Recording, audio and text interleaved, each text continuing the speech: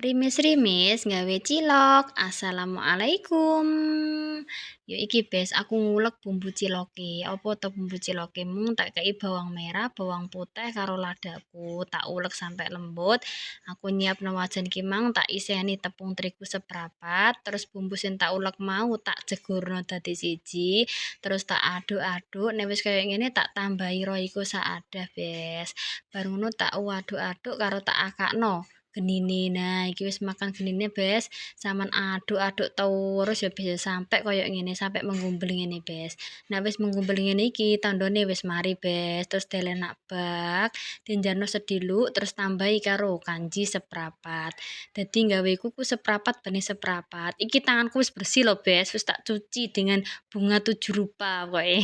Jangan kuatir pokoknya. Nah, terus aku nyiapno iki digawe ciloke iku mau. Tak tambahi minyak ben gak lengket-lengket bes ciloke. Karo nunggu banyune iku mau, aku bunderi karo makku iki bes. Makku ki nek mbunderi ra iso cilik-cilik ya bes yo. Gede-gede koyo ngono ku. Nah, nek aku sing gawe ya cilik-cilik ben dadi akeh. Ternyata iku banyune wis umep bes, tak cemplung-cemplung, cemplang-cemplung, sitok-sitok, loro-loro ternyata kesuwen nek bes. Terus tak sok wae. Ternyata tak sok iku mau ana sing lengket bes, tak jupuki maneh, bar ngono tak sok maneh kabeh.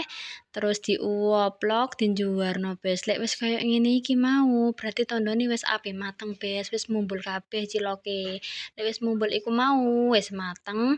Bar ngono tak pateni, tak entas, tak deleh nang mangkok lho, kemebule ngene bes, bes pas karo hawane sing grimis-rimis kayak ngene. Tambah iki weh menggoda bes. Lho iki ciloke menul-menul karo empuk bes. Enak pokoke sik bes. Tak cobake dhisik ben gak penasaran rasane. Tak coba ternyata Masya Allah bes empuke. Wes sampai sini wae yo. Terima kasih.